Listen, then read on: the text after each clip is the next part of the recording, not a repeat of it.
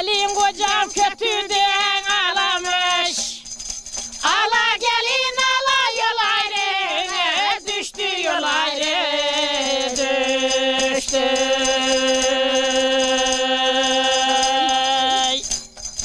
Gelin kocam kötüden ağlamış. Ala gelin ala yol ayrı, düştü yol ayrı, düştü. Burada kalalım. Bir kızlarımızı alkışlayalım. Ağzınıza, yüreğinize sağlık. Çok güzeldi.